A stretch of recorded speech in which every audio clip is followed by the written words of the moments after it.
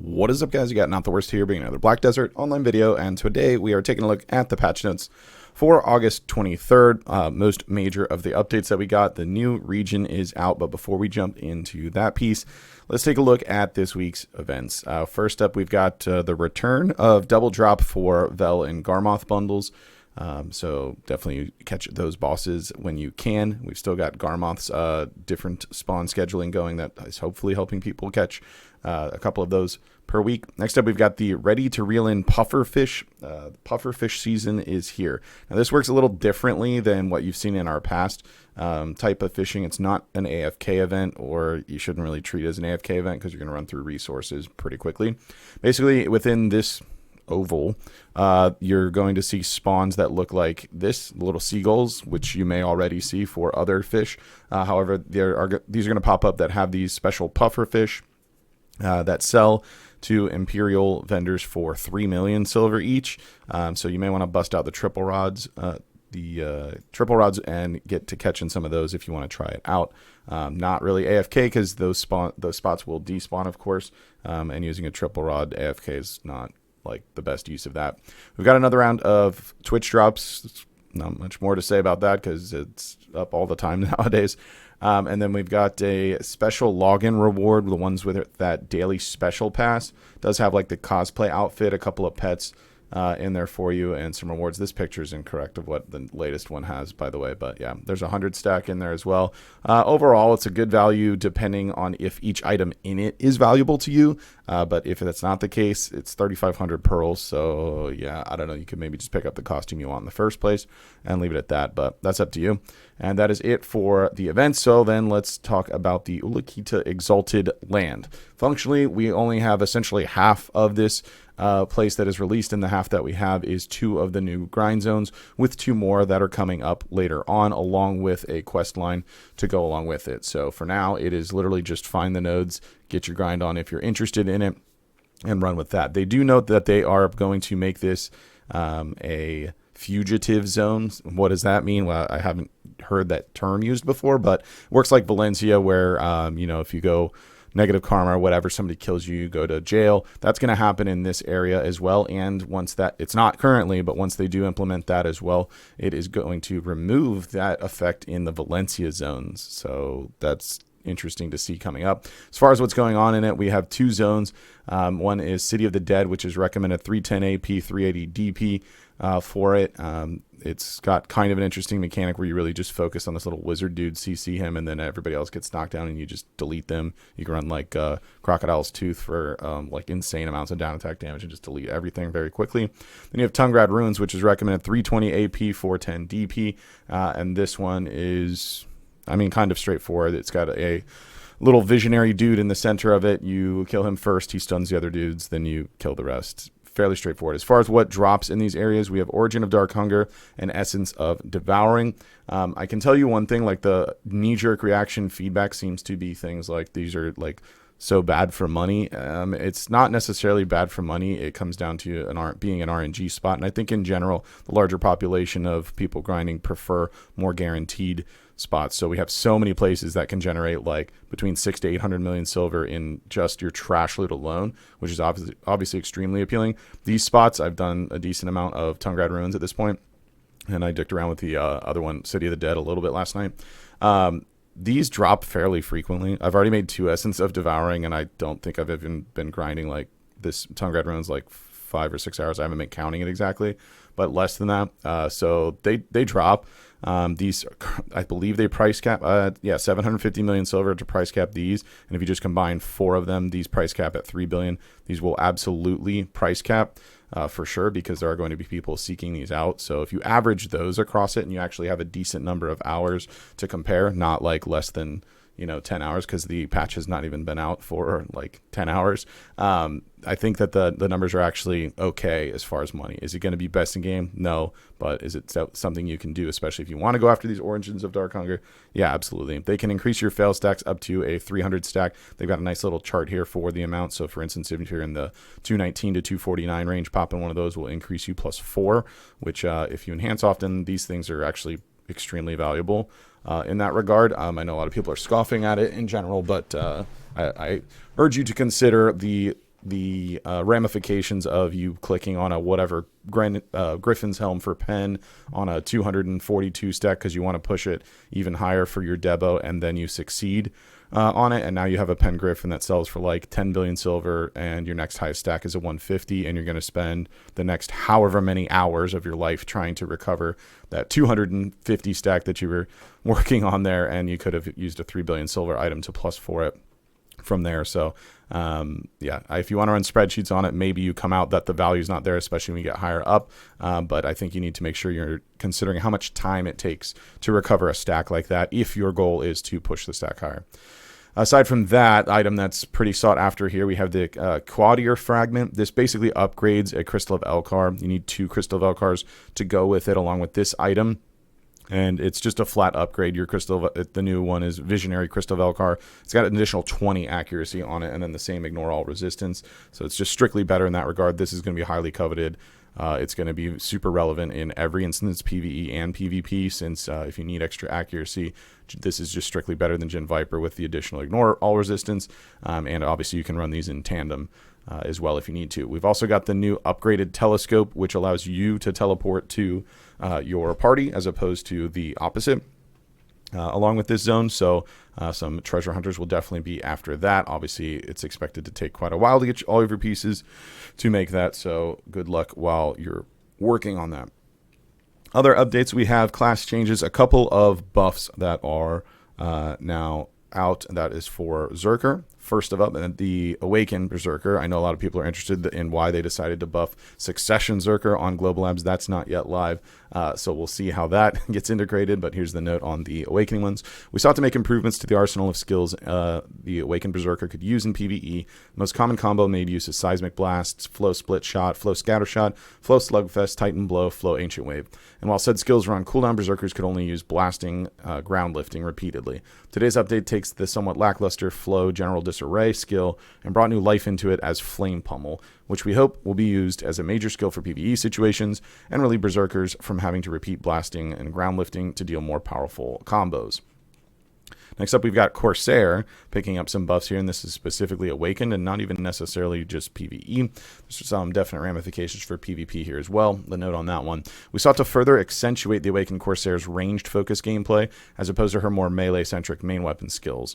With this change, we focused on improving Wavebreaker Patrika as a skill for Corsair to keep her opponents at bay and added the new Entangling Vortex skill. These improvements allow her to increase the gap between her foes to even greater range, and we also added the Surface Slicer Patrika skill with its knockdown debuff that can come in handy even when Wind Piercer Patrika is on cooldown. Little graphic there of one of the new skills there, the Entangling Vortex. Spin backward, shoot him with a water gun. So, okay. And then here's the other one, which looks way cooler than the first one. Surface Slicer Patrika. So you've got a little thing there. It goes Frontal Guard, Super Armor, Frontal Guard, interesting. And that has a KD as well. Okay. Moving on. Next up, we have other content updates in our item category. A rather big one here is that the infinite HP and MP potions can now be registered on the central marketplace as well as put into your family inventory. So if you have one of each of these, you can pop them in there and everybody has access to it through your family inventory, which is an amazing quality of life improvement. And if you have additional ones because you couldn't be bothered to keep moving them through storage like I couldn't, then you can now list those extra ones on the central marketplace. As far as price for them, they cap at 20 billion silver. I think people were pretty set on considering the price that was happening on KR servers since they got this earlier than us, but I implore you to pay attention to your server's market because they are drastically different. What do I mean by that? Currently, EU has HP pots just sitting. I don't recall the exact price, 10 bill, 9 bill, something like that, as does KR, whereas NA does not have that. They have it 11.5 bill, which is the current price cap, with a few hundred pre-orders on it and hundreds of pre-orders even below the price cap because they haven't seen the price bump. That is going to continue to go up. The MPs even in a greater demand for it, likely because less people had 2 MP pots like they would HP pots because A lot of classes don't necessarily need them. So these are going to be really expensive on NA, but just pay attention to your server and try and be smart when you're selling it. I know there was like 150 people or so that just instantly sold it the second it went live because they were fearing what happened on the KR servers of them getting cheaper and cheaper would happen, and they wanted to sell it for the right price. And in all honesty, they probably lost out on what's going to be like another 6 or 7 billion silver for not just waiting, a week or something. Overall, we're going to continue to lose supply of excess HP and MP infinite potions, and the demand will virtually not always go away. It will decrease from the initial demand, but there's always going to be new players coming in, other people coming to the game, and not many players are going to be running around grinding 2 HP pots anymore. So yeah, anyways, little food for thought. Think about that before you just jump into selling it. We've got Sim Cheong's miraculous fish tank from the Sea Palace thing. They decided to talk all about it and give you info because reasons. This, if you've grinded Dekia Thornwood at all, is a massive, massive buff. They changed the location of one of the Void Infused Eye of Despair, and if you've been there, you know which one it is. There was one there that had terrible terrain around it, and they've now moved that one, so it's actually like okay along with the other spots as opposed to the ones that the one that was there before. It was pretty awful. So we've got some UI updates as is the usual there, and then moving into system updates. This is actually really cool. Huge quality of life increase here as well.